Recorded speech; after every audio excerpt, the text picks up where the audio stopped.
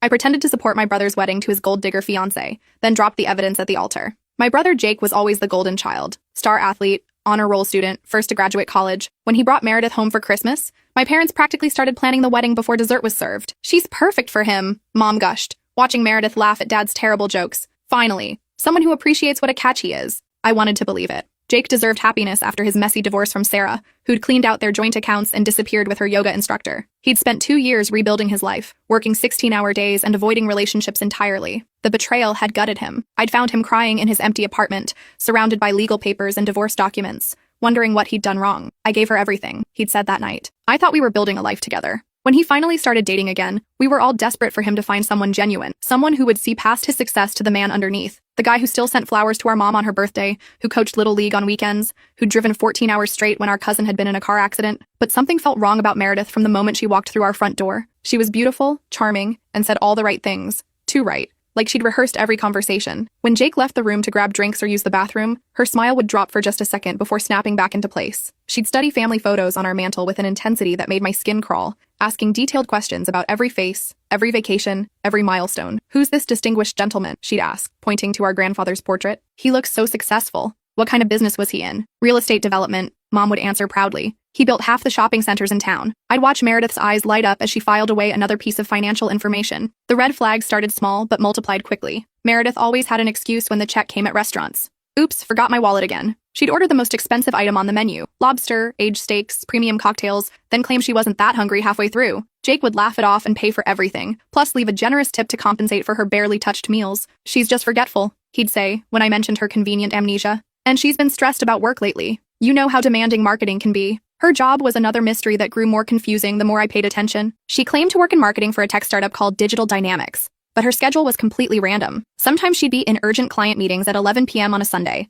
Other times she'd be completely free all day on a busy Wednesday. When I asked about her company's name or what products they marketed, she'd give vague answers about digital solutions and streamlining business processes, before quickly changing the subject. "You know how these tech companies are," she'd say with a dismissive wave. "Everything's proprietary and confidential. I've signed so many NDAs I can barely talk about what I had for lunch." I tried looking up Digital Dynamics online. No website, no LinkedIn company page, no business registration that I could find. When I mentioned this to Jake, he got defensive. "Not every company has a huge online presence," he said. "Some businesses prefer to keep a low profile. You're being paranoid." But paranoia felt justified when I started noticing other inconsistencies. Meredith claimed to live in a downtown apartment, but I never saw her car parked there when I drove by. She said she was from Oregon originally, but her accent would slip occasionally, revealing hints of something more southern. She knew detailed information about our family that Jake swore he'd never shared with her. "How did you know our grandmother's middle name?" I asked her once after she'd mentioned it casually. "Jake told me," she said without missing a beat. But when I asked Jake later, he looked confused. "I've never told anyone Grandma's middle name. Hell, I barely remember it myself." The turning point came during Easter dinner when I overheard her on the phone in our guest bathroom. I'd gone upstairs to grab aspirin from the medicine cabinet when I heard her whispering urgently behind the closed door. "The wedding has to be before his grandmother dies," she hissed into the phone. "That inheritance won't transfer if we're not married. The lawyers were very clear about the marriage clause in the will. Just keep playing sick until then, and we'll split everything 60-40 like we discussed." My blood ran cold. Jake's grandmother had been battling pancreatic cancer for months, growing weaker with each chemotherapy session. The family business, a successful chain of hardware stores built over 3 generations, and the family property were set to pass to Jake when she died, but only if he was married. An old-fashioned clause from the 1940s that everyone had forgotten about except the estate lawyers who'd mentioned it during a recent will review. Except Meredith somehow knew about it. I pressed my ear to the door, my heart hammering as she continued. "I don't care what you have to do. Delay the diagnosis, lose the paperwork, give her the wrong medications, whatever keeps her alive until I get that ring on my finger. We need 6 more weeks minimum. Once we're married and the old lady croaks, I'll divorce him and we'll be set for life. The business alone is worth $2 million plus the property portfolio." The voice on the other end was muffled, but I heard enough to know this was planned. Orchestrated. My brother was being systematically destroyed by someone he trusted completely, and our grandmother was apparently being kept sick to serve Meredith's timeline. "Make sure the next round of chemo is especially harsh," she continued. "I need her weak enough that nobody questions it when she finally dies, but not so weak that she dies before the wedding. We've come too far to mess this up now." I pulled out my phone and started recording, my hands shaking as I captured every word. "The backup plan is still the life insurance policies, right?" she asked. "If something goes wrong with the inheritance, Jake's worth $1.2 million in coverage. But the marriage route is cleaner. No investigations, no suspicious deaths to explain." I nearly dropped my phone. She was planning to kill my brother. After she hung up, I slipped into the guest bedroom and waited for her to leave the bathroom. When she finally emerged, she was back to her sweet, concerned girlfriend persona, asking my mother if there was anything she could do to help with dinner preparation. That night, I started my investigation in earnest. When Jake's college friends visited for his birthday party, Meredith would disappear with sudden, debilitating migraines that required dark rooms and complete silence. But I caught her researching his social media from the guest room, memorizing details about people she'd supposedly never met. She had spiral notebooks filled with information, inside jokes, shared memories, embarrassing college stories, career details, family connections, everything she'd need to seem like the perfect girlfriend who just happened to miss meeting his closest friends due to her chronic health issues. My headaches get so bad around large groups, she'd explain later, touching Jake's arm with practiced sympathy. All that noise and energy just overwhelms my system. I'm so sorry I couldn't meet everyone properly. Jake would feel guilty for having friends over, for planning social events, for living his life in a way that caused his girlfriend pain. I found credit reports in her purse when she asked me to grab her lip balm from her bag. Not just Jake's, his whole family's, including mine and our parents. She'd been running comprehensive background checks on all of us, mapping our financial situations like a military strategist planning an invasion. The reports were thorough, showing bank account numbers, credit scores, investment portfolios, property values, even our employment histories and salary ranges. The papers were dated 3 months before she and Jake had supposedly met by chance at a coffee shop near his office. She'd been hunting him specifically. The worst discovery came when I borrowed her laptop to print wedding invitations, claiming my printer was broken. Her browser history was a masterclass in manipulation and criminal planning. How to rush a wedding timeline. Inheritance laws by state.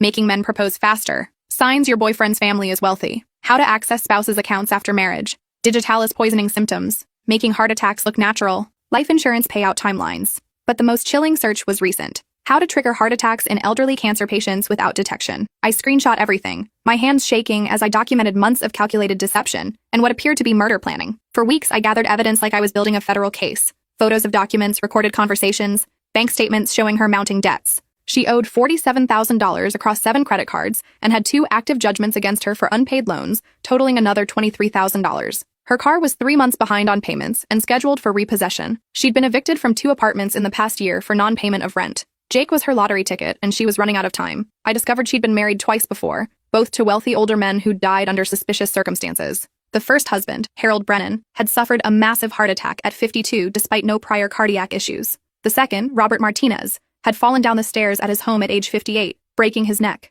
Both deaths were ruled accidental after brief investigations, and both wives inherited everything: substantial life insurance policies, business assets, real estate portfolios. Meredith wasn't just a gold digger. She was a serial killer with a specific type. I tried approaching this carefully, sharing small concerns with my family first. But Meredith had already positioned herself as the victim of my jealousy and mental health struggles. When I mentioned her strange work schedule, she'd confided in my mother about her severe anxiety disorder that made regular employment difficult. When I questioned her financial contributions to their relationship, she'd tearfully explained to my father how her abusive ex-husband had destroyed her credit out of spite and left her financially devastated. "I'm so embarrassed about my situation," she'd sobbed to my parents. "Jake knows everything and accepts me anyway, but Sarah seems to think I'm some kind of gold digger just because I'm not wealthy like your family." Every concern I raised, she'd already crafted a sympathetic explanation for. She was always one step ahead, painting me as the unstable, jealous sister who couldn't handle her brother moving on. Jake was completely blind to it all. Love does that to people, especially people who've been hurt before. He was so grateful to find someone who seemed to accept him completely, who praised his kindness and success,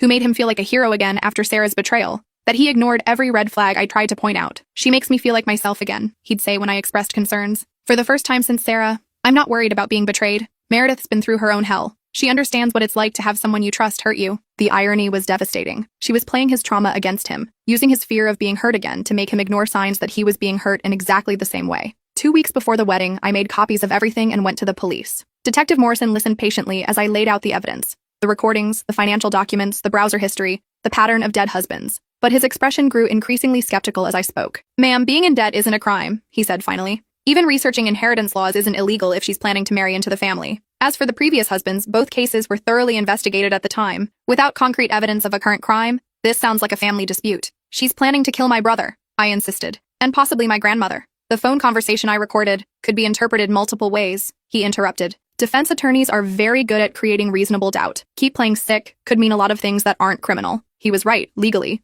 But I knew what I knew. "What if she actually hurt someone?" I asked. "Then we'll investigate," he said. "But we can't arrest people for crimes they might commit based on internet searches and suspicious timing." The night before the wedding, I tried one last desperate attempt to reach my brother. "Jake, we need to talk about Meredith. Please, just listen to me for 5 minutes before you say anything." He cut me off before I could even begin, his face flushed with anger and exhaustion from wedding stress. "I'm not listening to this jealousy anymore," he said. "You've been trying to sabotage us since day one. Every time I'm happy, you find something wrong with it. Sarah poisoned you against the idea of me being in a relationship. This isn't about Sarah or my feelings about your relationships. It's exactly about Sarah, he exploded, his voice echoing through his apartment. You think every woman is going to hurt me like she did? Well, guess what? Meredith isn't Sarah. She loves me for who I am, not what I have. She's been through hell herself and came out stronger. His words stung because part of them were true. I had been protective of him since his divorce, maybe overly so. But this was different. Jake, she knows about Grandma's inheritance clause. She's been planning this marriage as a business transaction. Enough! He stood up, towering over me. If you can't support my happiness, if you can't see that I found someone who genuinely cares about me,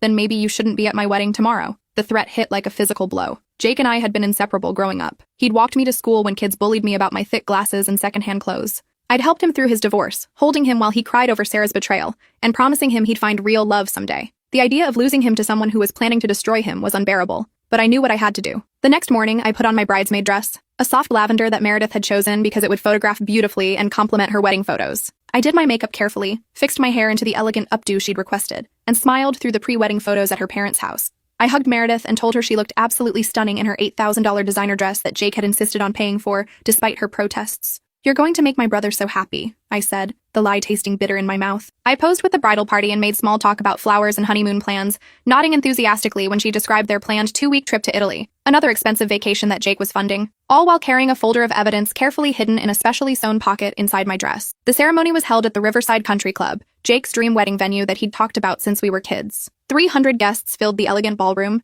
business associates, college friends, extended family, and community members who'd known our family for decades. Meredith had insisted on the most expensive package: open bar, 7-course dinner, live band, elaborate floral arrangements that cost more than most people's cars. Every detail was designed to impress people she'd never see again after she collected her payout. As I walked down the aisle in front of the bride, carrying a bouquet of white roses and lavender that matched my dress, I caught sight of my grandmother in the front row. She looked heartbreakingly frail in her wheelchair, the cancer treatments having stolen most of her energy and nearly 40 pounds from her once robust frame. But her eyes were bright with joy as she watched her grandson's wedding, her face glowing with happiness at seeing him find love again. She had no idea she was watching her own murder plot unfold in real time. The officiant, Pastor Williams, who'd known our family for 20 years, began the ceremony with a reading from Corinthians about love being patient and kind. Jake stood at the altar looking happier than I'd seen him in years, his face glowing with genuine joy as Meredith approached in her flowing white gown. She looked like something from a fairy tale, which I suppose was exactly the point. Dearly beloved, we are gathered here today to celebrate the union of Jacob Michael Sterling and Meredith Ann Collins in holy matrimony, Pastor Williams began, his warm voice carrying easily through the flower-filled ballroom. My heart pounded as he continued through the traditional ceremony. This was really happening. In minutes, my brother would be legally bound to someone who was planning to kill him for money, someone who might have already murdered 2 other men. Marriage is not to be entered into lightly, but reverently, deliberately, and in accordance with the purposes for which it was instituted by God. It signifies the mystical union between Christ and his church, and it is therefore not to be undertaken carelessly or selfishly, but thoughtfully and in the love of God. I thought about all the evidence hidden in my dress. The credit reports showing her massive debts, the browser history documenting searches for murder methods, the recorded phone conversation about keeping our grandmother sick, the pattern of dead husbands who'd all died unexpectedly after marrying her. Would anyone believe me? Would it matter if they did? Marriage is the blessed arrangement and institution ordained by God in paradise, and it has been confirmed as honorable among all men. It is therefore not to be undertaken lightly or thoughtlessly, but with reverence and in the fear of God. The irony of those words, about not undertaking marriage lightly, while watching someone who'd turned marriage into a murder weapon, wasn't lost on me. If any person can show just cause why they may not be joined together, let them speak now or forever hold their peace. The moment arrived faster than I expected. The traditional words that usually pass without incident in modern weddings, a formality that Pastor Williams probably hadn't seen, interrupted in his decades of performing ceremonies. I stood up slowly, my legs shaking with adrenaline and terror. I do. The church went silent so completely I could hear the air conditioning humming. 300 people turned to stare at me. I felt their shock, their confusion, their judgment washing over me in waves. Jake's face went white, then red with embarrassment and fury. Meredith's expression flickered rapidly through surprise, rage, and then quickly settled into hurt confusion, her default manipulation tactic. I object to this marriage, I said, my voice carrying clearly through the silent room despite my trembling hands. Jake stepped forward from the altar, his face a mask of humiliation and anger. Sarah, sit down. Now. This is completely inappropriate. I can't do that, I said, reaching for the folder hidden in my dress. Everyone needs to see this. Everyone needs to know what's really happening here. Meredith's eyes locked onto the folder like a predator spotting prey, and for just a second, her carefully constructed mask slipped completely. I saw pure, murderous hatred flash across her face before she composed herself and shifted into victim mode. I'm so sorry, everyone, she said to the crowd, her voice shaking with practiced emotion and tears starting to form in her eyes. Jake's sister has been struggling with some serious personal issues lately. She's been against our relationship from the very beginning, and we've tried to be understanding and supportive. Murmurs of sympathy rippled through the guests. Several people nodded knowingly, their faces showing pity for what they assumed was a family dealing with mental health struggles. It was easier to believe that explanation than the truth. Sarah has been in therapy, Jake added, trying to salvage the situation and minimize the embarrassment. She's having trouble accepting that I've moved on from my divorce and found happiness again. I walked toward the altar, opening the folder and pulling out the first document. Meredith, tell everyone about your phone call on Easter Sunday. The one where you discussed keeping our grandmother sick until after the wedding so you could inherit the family business. The color drained from Meredith's face so quickly I thought she might faint, but she recovered with impressive speed. I have absolutely no idea what you're talking about, she said, tears starting to flow freely now. This is my wedding day. How could you do this to me? To your own brother? Because I have it recorded, I said, pulling out my phone. Would you like me to play it for everyone? I pressed play, and her voice filled the silent church, crystal clear and unmistakably hers. The wedding has to be before his grandmother dies. That inheritance won't transfer if we're not married. The lawyers were very clear about the marriage clause. Just keep playing sick until then, and we'll split everything 60-40 like we discussed. The room erupted in gasps, whispers, and shocked exclamations. I watched faces change from confusion to horror as the implications sank in. My grandmother clutched her chest, her face pale with understanding and betrayal. Jake stared at Meredith like he'd never seen her before, which in many ways he hadn't. I wasn't, Meredith started, but I was already pulling out more evidence, spreading papers across the altar like I was laying out a case for a jury. Here are her credit reports showing $47,000 in active debt across multiple accounts, I announced, holding up the documents. Here's her browser history, documenting months of research into our family's finances, inheritance laws, and murder methods. Here are records of her 2 previous marriages to wealthy men who both died under suspicious circumstances shortly after their weddings. I spread the papers across the altar, creating an undeniable display of evidence that couldn't be explained away or dismissed as jealousy. She didn't meet you by accident, Jake, I continued, my voice growing stronger as I saw doubt creeping into his expression. She's been tracking our family for months, waiting for the right opportunity to strike. You're not her first target. And if this marriage happened, you wouldn't be her last victim. Jake picked up one of the credit reports with trembling hands, scanning the numbers that told the story of Meredith's desperate financial situation. Meredith? Is this real? These debts? These dates? She was trapped, her carefully constructed lies crumbling in real time as hundreds of people watched. But Meredith was a survivor who'd perfected her craft over years of deception, and survivors adapt quickly when cornered. Okay, yes, she said, dropping the innocent act entirely, and speaking in a voice I'd never heard from her before. Cold, calculating, completely different from the sweet girlfriend persona. I researched your family before we started dating, but that's just being smart in today's world. Everyone does background checks on people they're going to commit to. It doesn't mean I don't love him. You told us you'd never been married before, Jake said quietly, his voice hollow with betrayal. I said my previous relationships didn't work out, she replied with a shrug. That's technically true. Death is the ultimate relationship failure. 2 husbands died, Meredith, both mysteriously, both wealthy,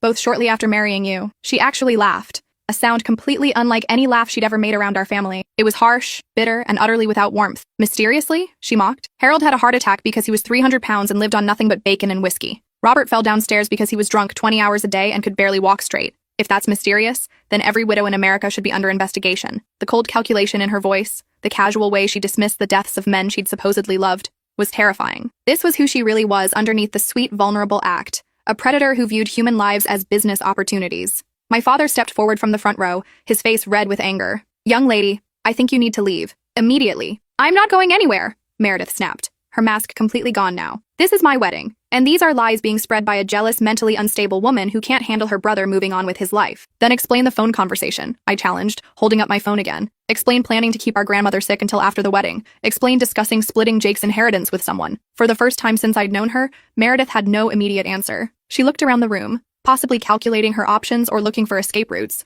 then seemed to make a decision. Fine, she said with venom, pulling off her engagement ring and throwing it at Jake's feet where it clinked against the marble floor. You want to believe your psychotic sister over me? Go ahead, but you're making the biggest mistake of your life. She started walking toward the back of the church, her wedding dress trailing behind her like a white flag of surrender. But she stopped at the door and turned back, her face twisted with rage. Jake, when you realize what you've lost, don't come looking for me, she snarled. And when your precious sister destroys every relationship you ever try to have because she can't stand to see you happy with anyone, remember this moment. Remember that you chose her mental illness over my love. She walked out, and nearly half the guests followed her, some supporting her, others just eager to witness more drama in the parking lot, or simply wanting to escape the uncomfortable situation. Jake stood among the scattered papers, still holding her credit report, surrounded by the ruins of what was supposed to be the happiest day of his life. His dream wedding had become a public nightmare in front of everyone he knew and respected. Jake, I said softly, approaching him carefully like he might bolt. I'm so sorry it happened this way, but don't. He held up his hand, his voice hollow. Just Don't say anything right now. I can't.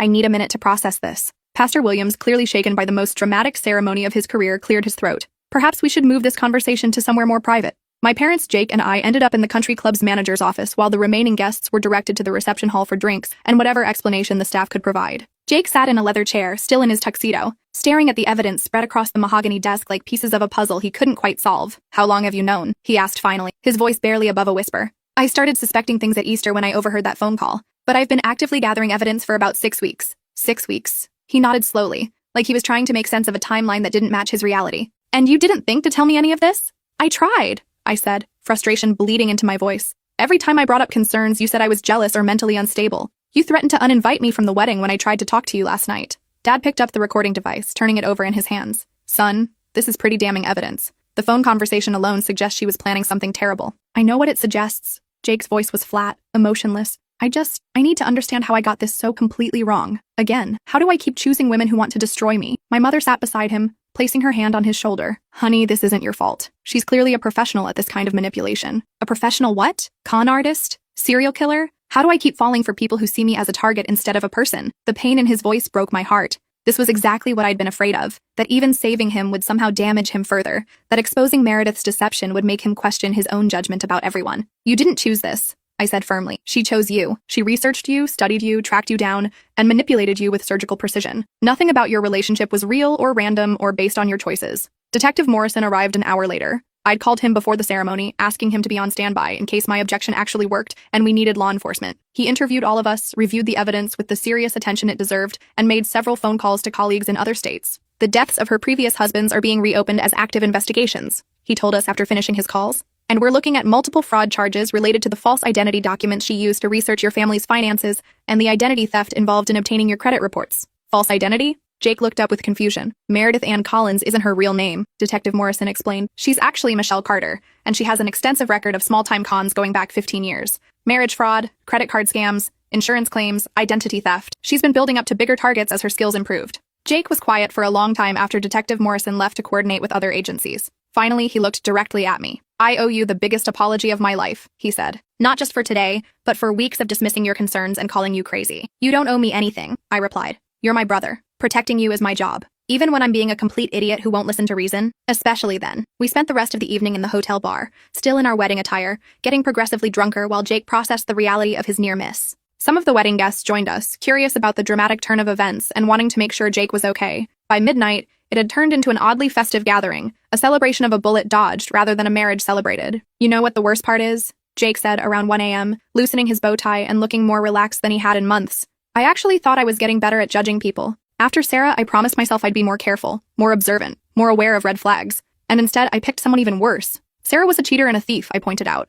But she wasn't planning to murder you for your life insurance. There's a significant difference in the level of evil we're talking about here. Yeah, one's more creative than the other, he said with dark humor. Our cousin David, who'd stayed for the impromptu reception, raised his glass. Here's to Sarah for saving Jake's life and probably his inheritance. Here's to families who don't give up on each other even when it's hard, Jake corrected, clinking his glass against mine. 3 weeks later, Detective Morrison called with major updates. Meredith Michelle had been arrested in Las Vegas while attempting to marry a casino owner using yet another false identity. The investigations into her previous husbands had uncovered evidence of digitalis poisoning in both cases, a plant-based toxin that mimics heart attack symptoms and is nearly undetectable without specific testing. She was facing multiple charges of murder in the first degree, fraud, conspiracy, and identity theft across 4 states. Jake had his locks changed and hired a private security company after receiving several threatening phone calls from an unknown number that we all assumed was Meredith calling from jail. He also started therapy with a specialist in trauma and manipulation to work through what he called his broken picker when it came to relationships. I need to understand why I'm attracted to people who want to hurt me, he told me after his first session. There has to be something I'm missing, some pattern I'm not seeing. 6 months later,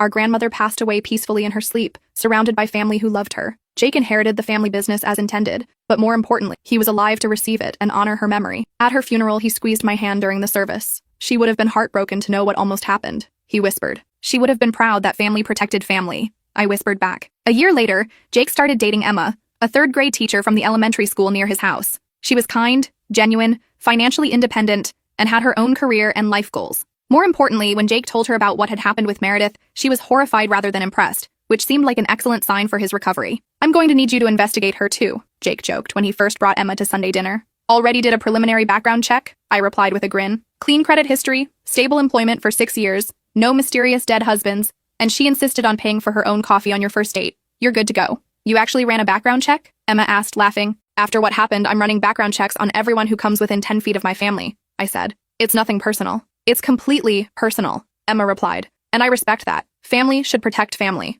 As for me, I learned that sometimes protecting the people you love means risking their anger, resentment, and even their relationship with you. I learned that family loyalty isn't just about supporting each other's choices. Sometimes it's about refusing to support them when those choices are dangerous, even if that refusal causes pain in the short term. And I learned that standing up in front of 300 people and destroying a wedding is simultaneously the most terrifying and most necessary thing I've ever done in my life. Jake and Emma got engaged this past Christmas. They're planning a small ceremony next spring, just immediate family and close friends at our parents' house. Jake asked me to be his best man instead of a traditional bridesmaid. I need someone who'll speak up if anything seems wrong, he said when he asked. Always, I promised. That's what family is for. Meredith Michelle was convicted on 2 counts of murder in the first degree and multiple fraud charges across 4 states. She's serving life without the possibility of parole in a maximum security facility. Her appeals have all been denied. Sometimes I wonder what would have happened if I'd stayed silent that day, if I'd let the wedding proceed and hoped for the best, if I'd chosen to avoid conflict rather than cause a scene. But then I look at my brother, alive, happy, and building a healthy relationship with someone who genuinely loves him for who he is.